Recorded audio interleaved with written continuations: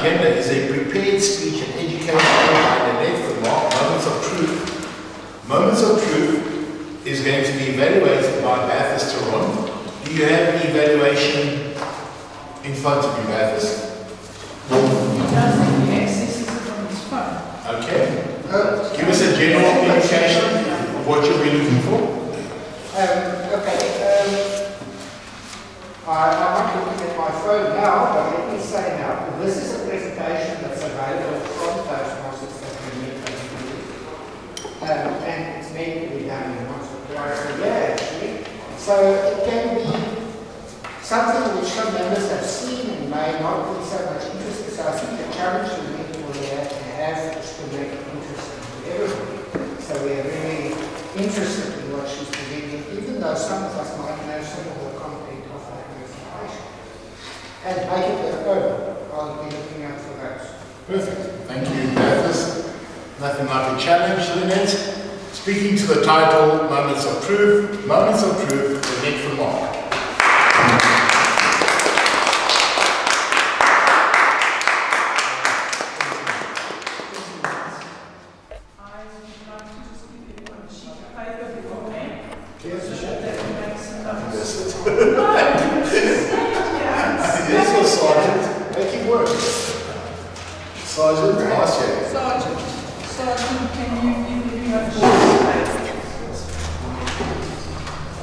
Don't start the timer yet. I thought that was part of your speech. Pause.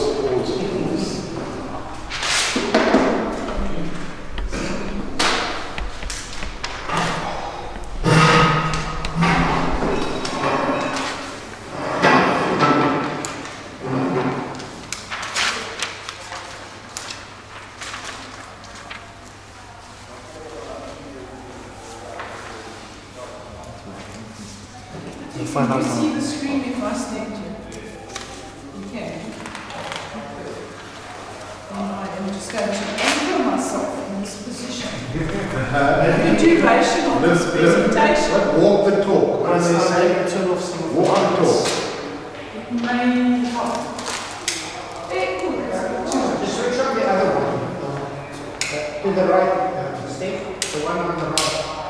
No, there's no switch. That's it. Does that help?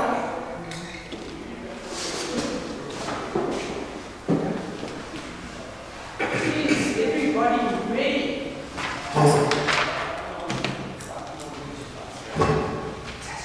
Good evening, everybody. And I've taken it upon myself to present Moments of Truth in Vital Communicators this evening. And I've given everyone a sheet of paper. You don't have to hand it back afterwards with your name on. It is not a quiz or a query. It is just ideas that might be sparked when we go through this to write them down, make a note of it. If you think that we do it well, or you think that maybe we can do something else to improve on that particular item. I did notice this evening we are now on meeting 792, and I was thinking that our EPE or our sergeant or somebody could work out what date would be meeting number 800. And being in the festive spirit we found ourselves in over the last while, it would be a really wonderful opportunity to do some promotion at the club and to invite the area director and the division director and the past members. And if we start planning now and finding out who our past members are, we may be able to have a really good turnout. So what are moments of truth? Moments of truth, as you can read there, but I'll tell you, is what enables us to find out how well our club is running and where we can improve on things, where we can change things and make them better. And are we doing things well, or are there little areas that need improvement? The moment of truth is a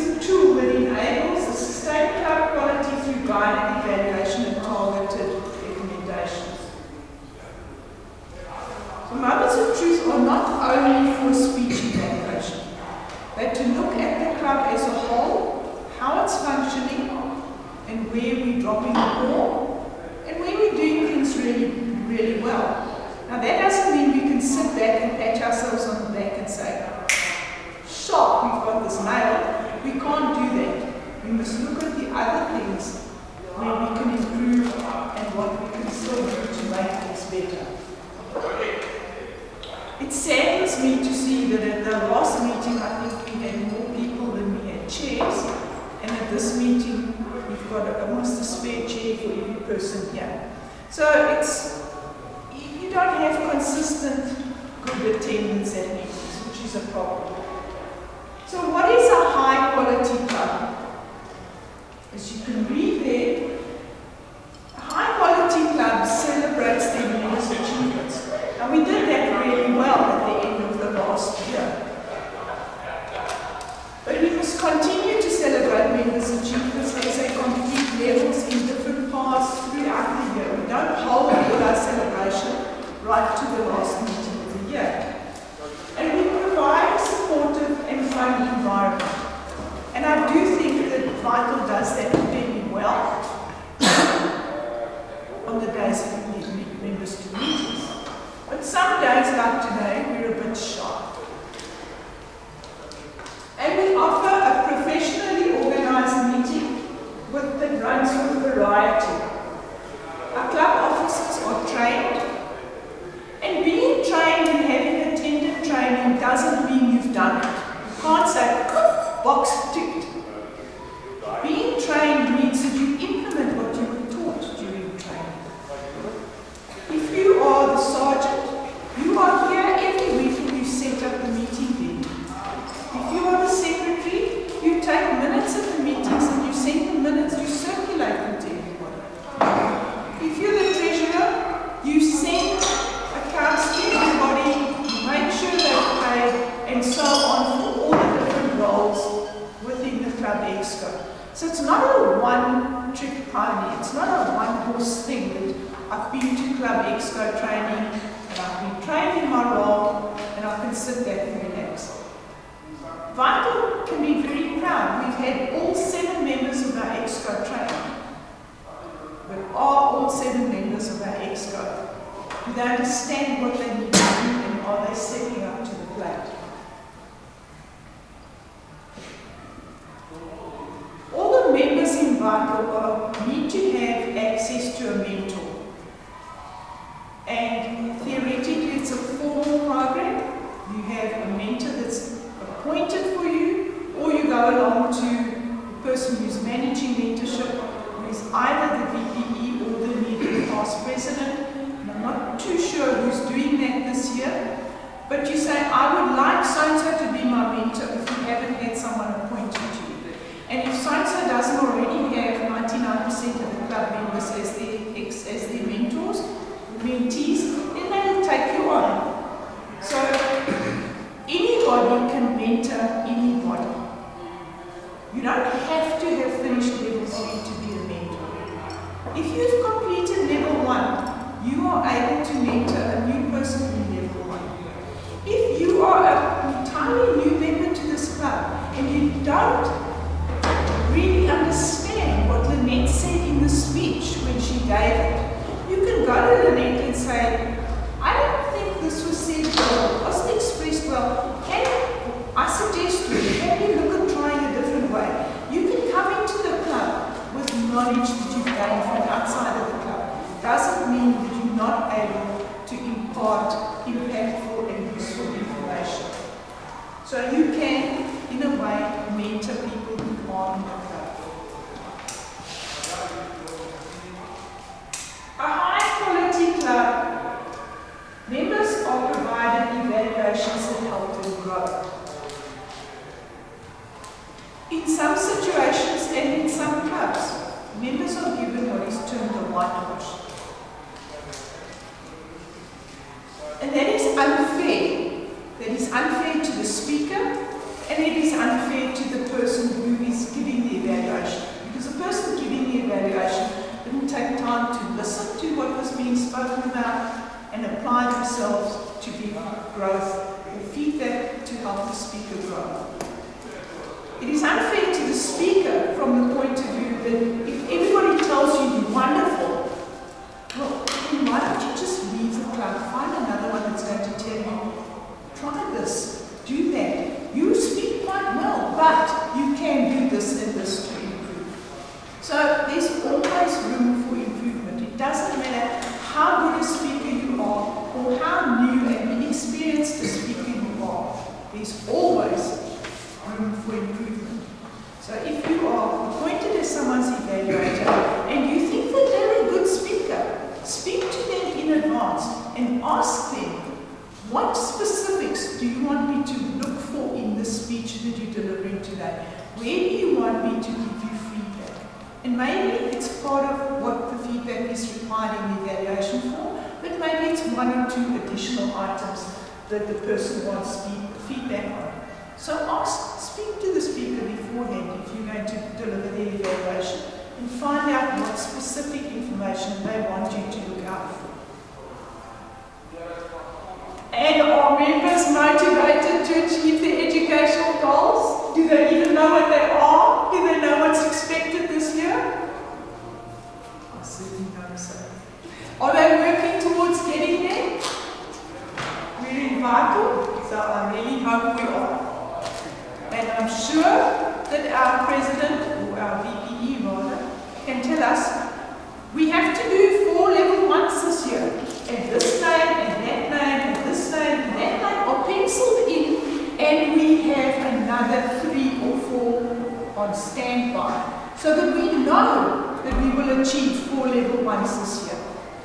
I went on to some other place on the district website just recently, and I found that there is already a club. Maybe it was last year's report, so forgive me if I'm wrong.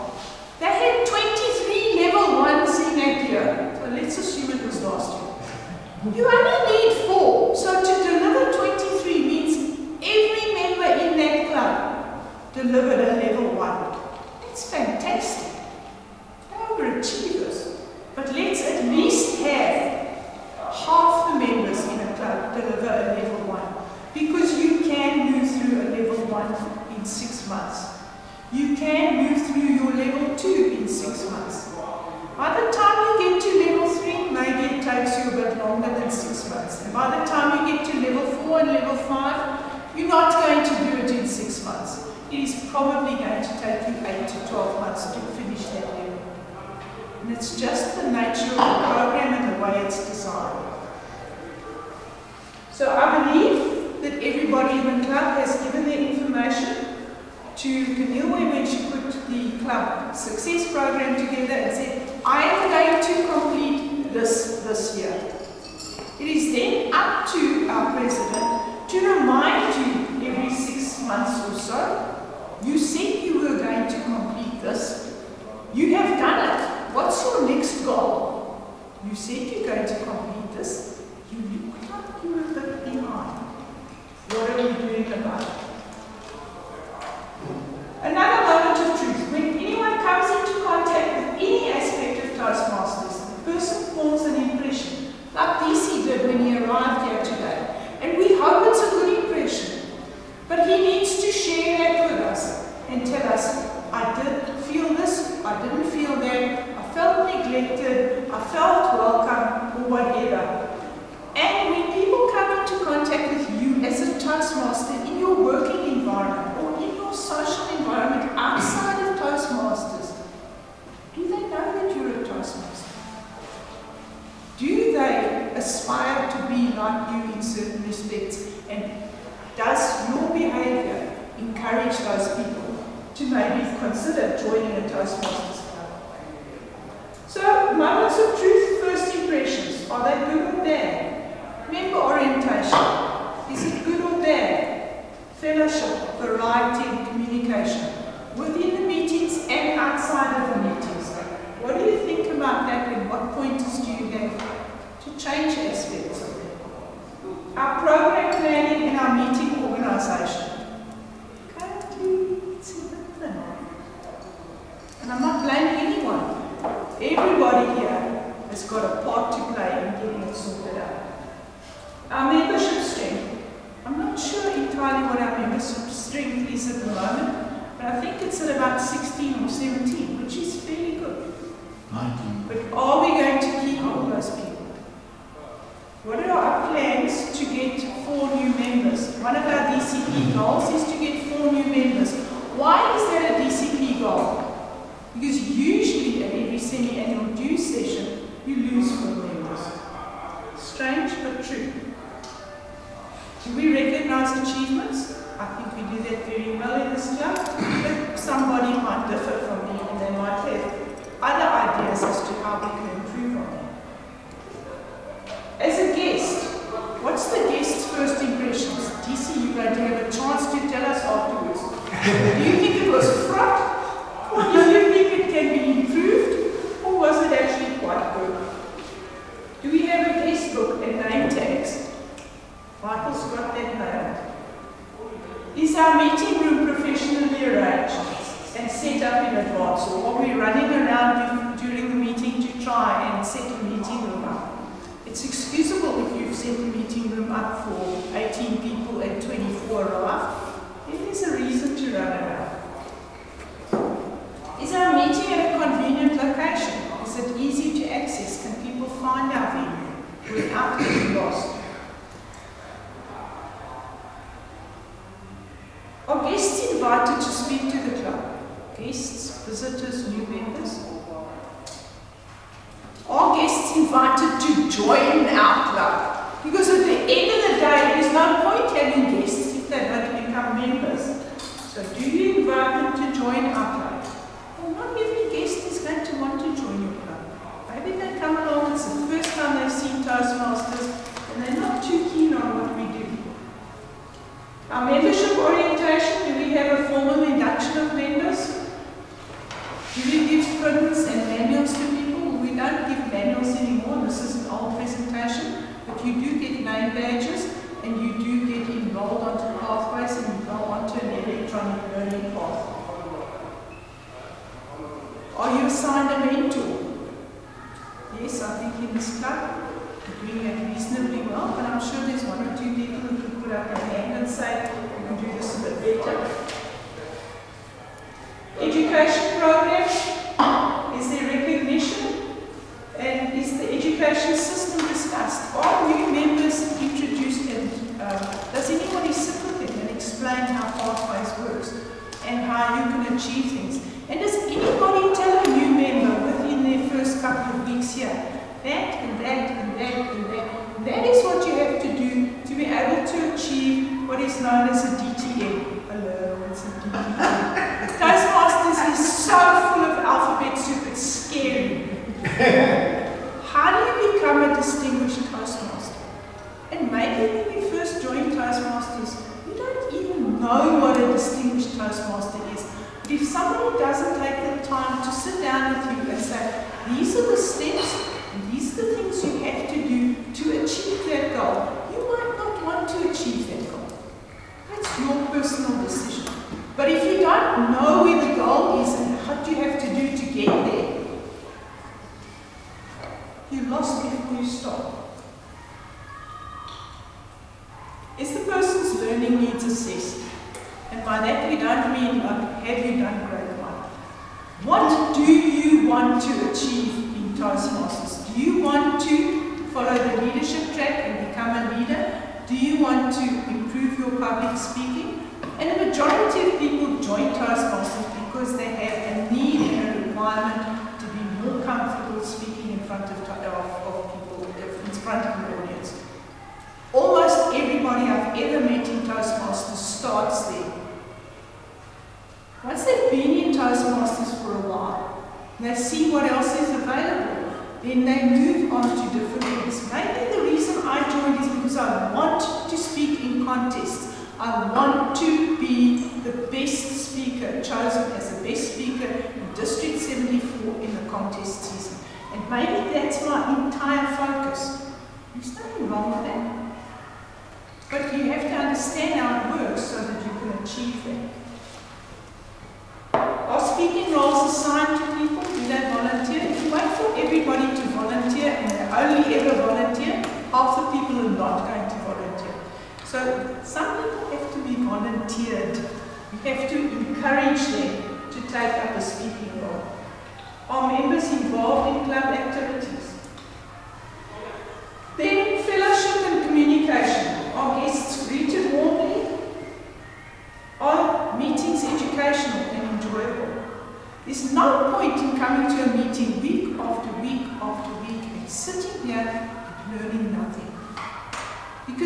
honestly wasting your time. So you have to learn something. Even if you only learn something from what I spoke about or what the next speaker spoke about, go away having learned something so that you can say, I learned something. I learned how a light bulb works many years ago when I first joined, because Baptist gave a presentation from the technical manual at that stage. And I've never forgotten it. Do we have regular scheduled social events? I don't think Vital does. Maybe we only have one a year, and maybe that's regular. We need to look at that. People's lives are busy, so we need to consider that as well. We participate in area, district and international events. Certainly area and district events I think we participate in. International events, it's a little difficult to go to the international convention. It's expensive for us, but you could participate online. We have inter-club events. Do you have a debate session planned with another club? Do you raid another club? Do you assist another club when they have their speech contest? All of those are inter-club events. And do we have a club newsletter? No, not anymore. Do you have a website? Yes. Do you keep it updated? I don't know, because I haven't looked at this website anymore. Nicholas will be able to tell us, but I don't know if he's carried that over to England. Our program planning and organisation, is it planned and publicised sufficiently in advance? Do people put up their hand and say, pick me, I want to speak? Are members prepared to carry out program assignments? Are all projects working towards something in your pathway? Do meetings begin and end on time? Quite important then. Do you have creative table topics activities? And positive and helpful evaluations. Does your club have more than 20 members? We're working on that, we're getting there. Are members retained? Is a club promoted in the organisation and in the community? That's how DC arrived here today. Picked it up on Facebook. Are programs varied and exciting? Toastmasters sponsoring new members recognised? If you sponsor a new member, I need to explain this because a lot of people misunderstand. It doesn't mean that I pay for that member. It means I'm the person who introduced them to Toastmasters. Like DC came to the meeting today because he picked up the message on Sean's Facebook. So should DC decide to join Vital, Sean is his sponsor. Doesn't mean that Sean has got lots of money in his bank pocket and he can pay for DC's membership. Please understand that that's the difference between sponsoring. And we have regular membership building program. We have recognition achievement. We have a progress chart, no, but we put it up on the website occasionally. No members' achievements recognised. And our club, district and international leaders recognised. If there's any of those people in your club, you should know about it. And if your area director arrives to visit your meeting, you should know this is my area director and understand where they fit in the hierarchy, and the same for the division director. And when you see the district director on Zoom, because it's unlikely you see the district director in person at every club, you need to know who that person is. And I think that I have covered everything here, except that this thing's going on forever. We've covered most of those, and now we're finished.